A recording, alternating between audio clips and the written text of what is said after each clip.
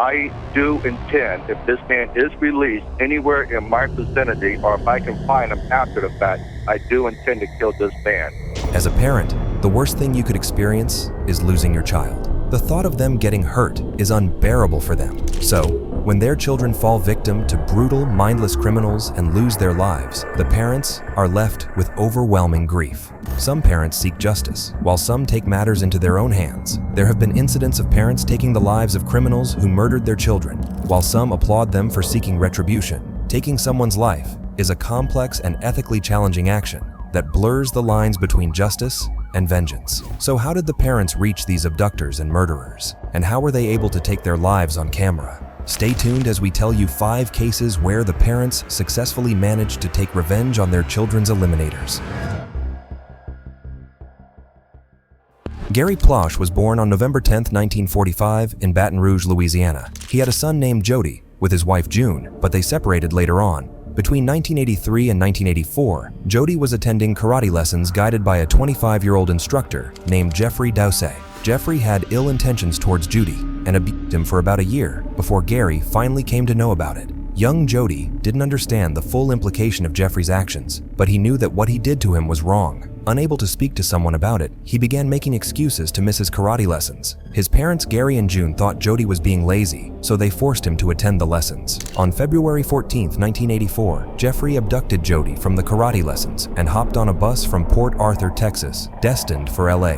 After arriving, Jeffrey took him to a motel in Anaheim, California. There, he abused Jody for 10 long days. His parents reached out to law enforcement authorities immediately. They filed a complaint, and authorities began searching for Jody everywhere. The news shook the entire nation, and everyone prayed for the little boy's safety. When Jeffrey noticed the manhunt, he made Jody call his parents. He had a chance to speak to his mother for a brief period and was forced to assure her that he was alive and in good shape.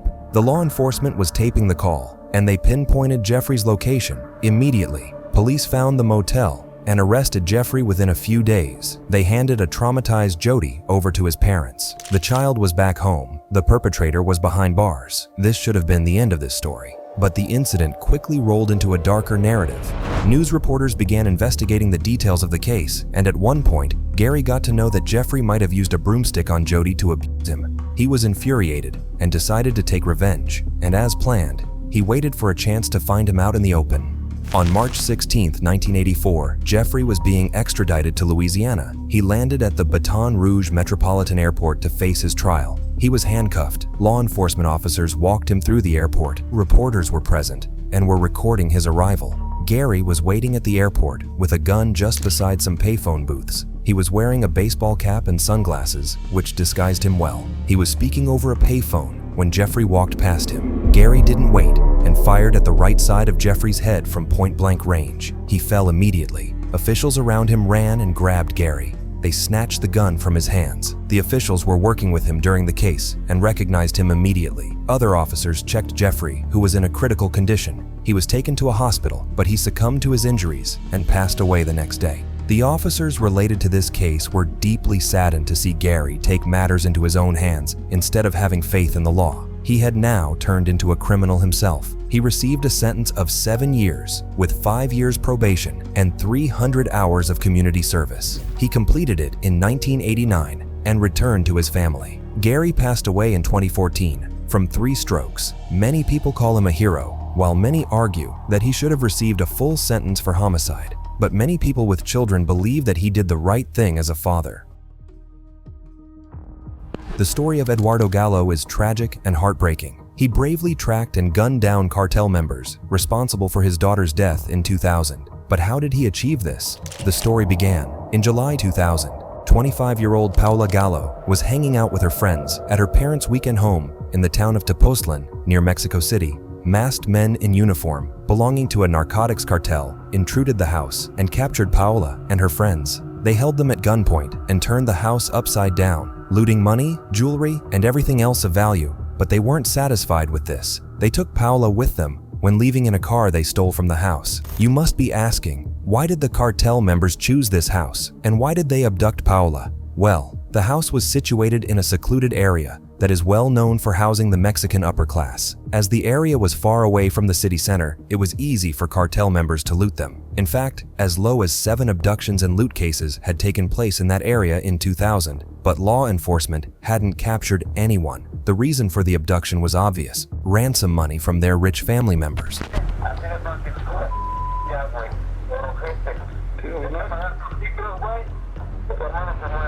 Eduardo contacted the authorities and lodged a complaint, and they began the initial investigation. 2 days later, Eduardo received a call from the cartel members, and they asked for an atrocious amount for the ransom. They demanded $18,500, or 3 million Mexican pesos, in exchange for his daughter. Convinced by their assurance, Eduardo immediately paid the ransom money to the cartels, but his daughter didn't return home. He tried contacting them, but failed. After 3 days, law enforcement found the bodies of 3 men who were suspects in the case. Unfortunately, Paula's body was found dumped in a car, close to where Eduardo had dropped off the ransom money. She had 2 bullet wounds in her neck and back. A portion of the ransom money was found with her body. Investigations uncovered that the 3 men were not related to the incident. Eduardo tried pushing the investigation, but the police refused to advance with it.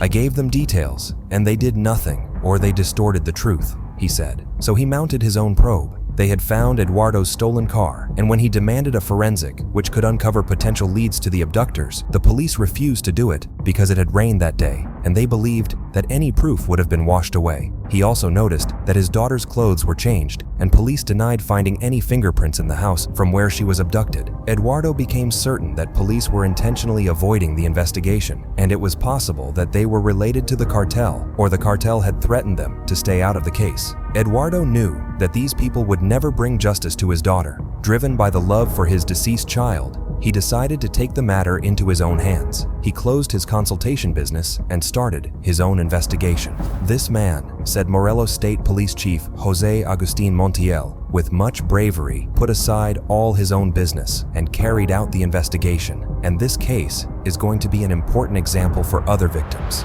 Being a well-established businessman came in handy, and Eduardo used them to find classified information, such as call logs, locations, and addresses of the 3 arrested suspects. Soon, he had a lead. He found details of a man who was trying to contact one of the 3 suspects using a payphone located in Tultitlan. Armed with enough evidence, Eduardo now contacted the police, who had nothing to do but assist him. They traced the calls, which led to a 28-year-old man named Francisco Zamora Arellano. Police arrested him, and he eventually admitted that he had taken Paula's life. Eduardo's determination to seek justice for his daughter made it possible for him to find this man. Where law enforcement fell short, his love for his daughter won. But he was upset that he didn't receive any help from the police initially. What a shame that it had to be me, a neophyte in criminal investigation, who had to carry out the investigation, and that the State Attorney General's Office of Morelos limited itself to evaluating and checking the validity of my discoveries. This shows how helpless the general public becomes when law enforcement sides with corruption. The government will not change through a miracle. It will change because we in the society pressure the authorities, and if they don't do their work, we will get rid of them. It is a change in culture.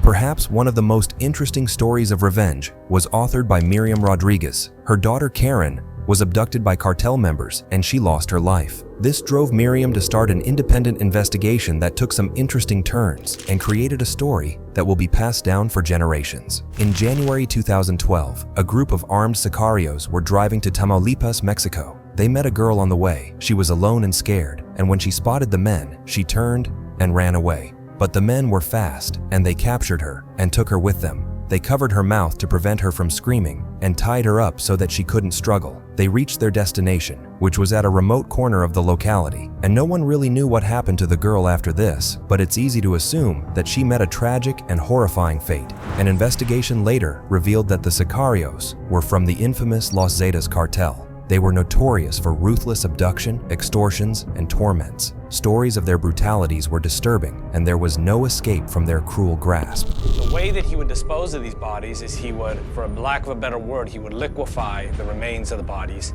in vats of chemical substance. Back home, the girl's mother, Miriam, notified the authorities and began looking for her daughter Karen, but the state and the country were riddled with disappearances of thousands of people. The authorities had their hands tied due to the influences of the cartel. However, Miriam didn't lose hope.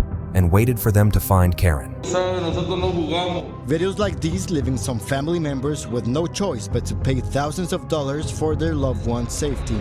March 23, 2014, in San Fernando, Tamaulipas, Miriam received a call from an unknown number. The man on the other end informed her that they had taken her daughter, and they demanded $2,000 in ransom. Just before the call ended, Miriam heard a man call out the name Sama. She took note of it. Then she ran to the authorities and informed them about the call. Her calls for plea were met with apathy. Miriam had lost her precious daughter, but for the officers, it was just another case of disappearance that might never be solved. By this time, the Los Zetas cartel was engaged in a gruesome battle with their rival, the Gulf Cartel. San Fernando was a hotbed for regular clashes, violence, and abductions. Many people, including cartel members and the general public, lost their lives regularly. Law enforcement was having a hard time bringing the matter under control. Also take over the local drug selling, shaking down, kidnapping, stealing cars, selling pirated goods. They started taking over corrupt trade unions. It was a fight about controlling every inch of territory and all of the businesses in this territory. In such circumstances, Miriam knew that giving the cartel the ransom money was the only way to get their daughter back. So they employed all their sources to collect $2,000. Then, they followed the instructions left by the cartel members and left the money near the health center. The cartel had promised that they would leave their daughter in the local cemetery. However, they waited for weeks, but there was no sign of Karen anywhere. Miriam got worried. The cartel began calling her once again and asked for more money. They promised that this time they would certainly release their daughter. She spoke to her friend, who told her that knowing the way Los Zetas operated, they had probably already taken Karen's life. They just wanted to give Miriam hope so that she would continue to send money. Miriam understood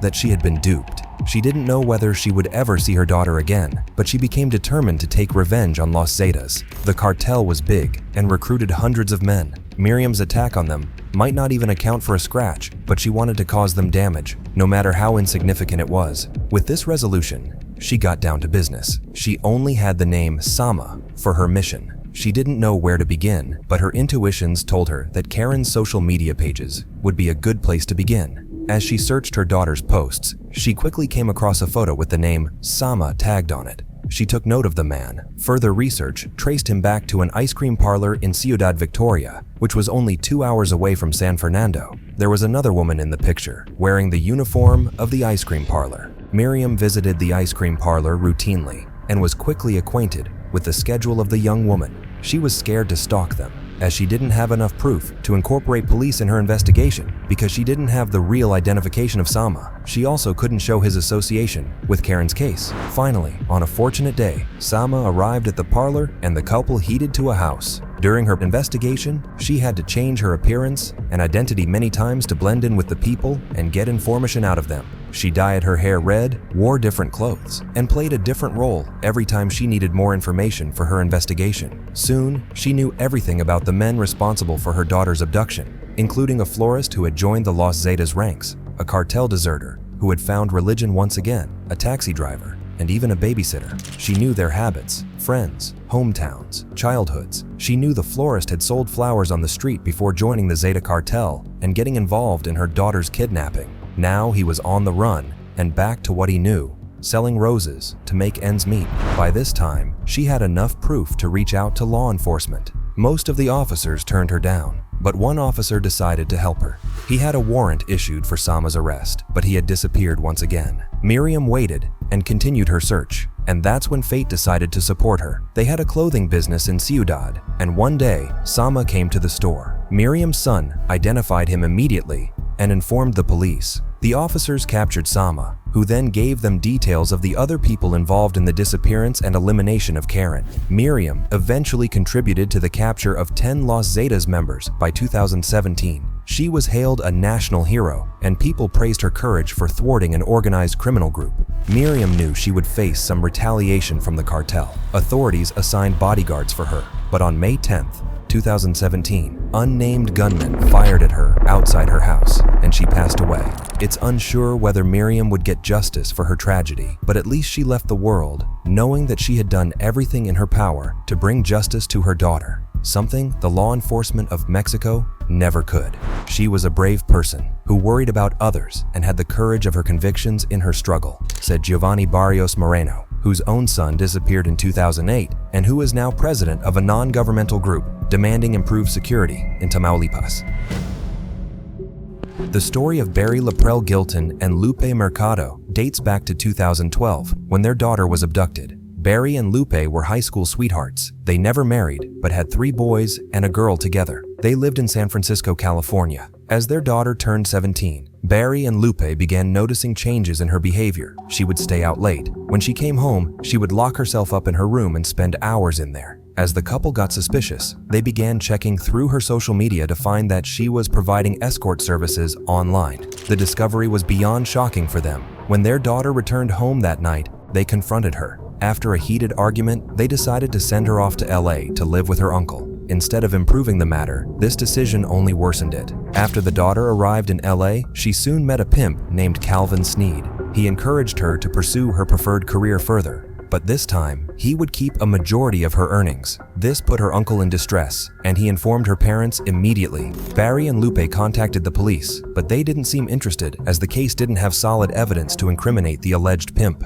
Barry and Lupe tried stopping their daughter as much as they could, but she continued her shenanigans with Sneed and kept selling herself. Unable to get any help from any authority figure, the couple decided to take matters into their own hands. On May 27, 2012, the couple ventured into Vineland Avenue in North Hollywood. They had a gun with them. As Sneed passed the couple, Barry fired at him a few times. Sneed was injured, but he survived. He didn't know who Barry and Lupe were. On June 2, 2012, Sneed and the girl came to visit his sick family member in San Francisco. The daughter went to visit her parents briefly and told them that she would be living with Sneed's family. They followed her and located Sneed's apartment. On July 4, 2012, they came back and waited on the other side of the road. As Sneed came out, Barry drove his SUV and fired at him. This time, the bullet hit the target and took Sneed's life. The 17-year-old girl was hysterical, screaming into her phone at her mother. What just happened?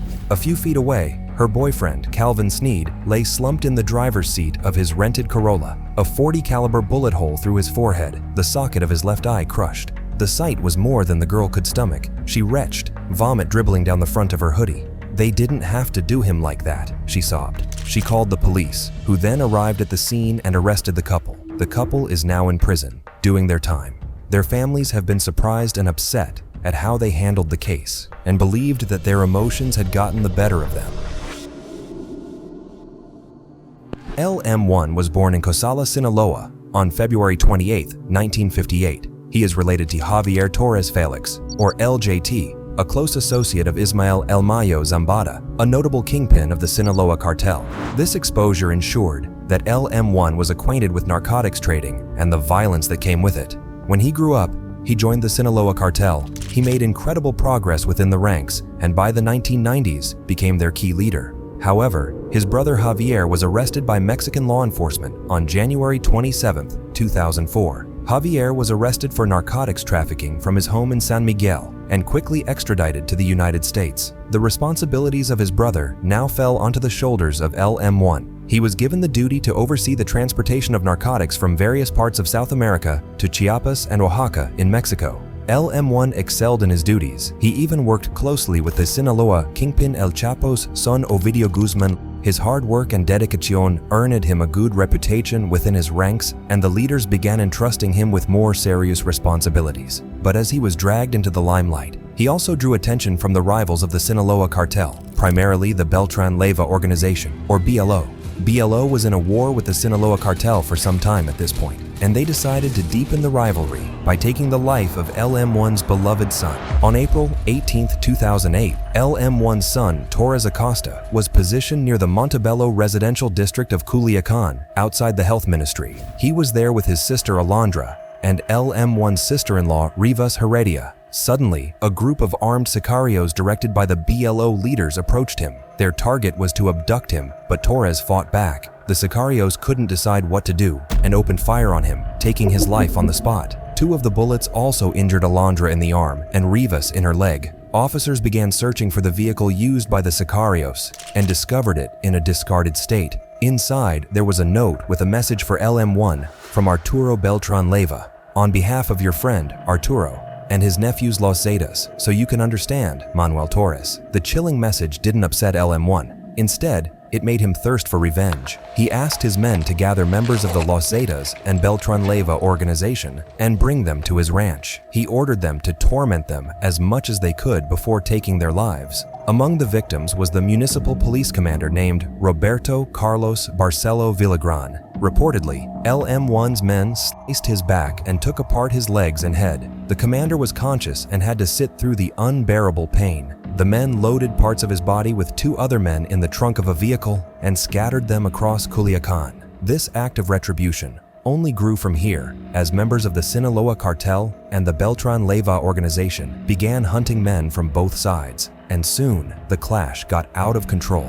Lm1 earned the nickname El Ondeado after he had taken the lives of 30 BLO sicarios and ordered his men to eliminate hundreds more. The war turned deadly in Culiacan. In September 2008, law enforcement authorities dispatched 2,000 soldiers to control the violence and arrest the perpetrators. Locals say dozens of battles have gone unreported in the press, and many communities have seen their police run out of town or bought off. Authorities successfully raided Lm1's hideout and confiscated a large amount of ammunition, narcotics, and firearms. He also climbed to the blacklist of the US and Mexican authorities as one of the notable kingpins of the Sinaloa cartel. In October 2012, Lm1 was traveling in a vehicle with his bodyguards in Culiacan. The Mexican federal police surrounded them and blocked all their ways of escape. Desperate to escape, Lm1 climbed out of his car and began to run toward the hills when an officer fired at him. The bullet took his life. He was eventually laid to rest in the same cemetery outside Culiacan, where his son was buried.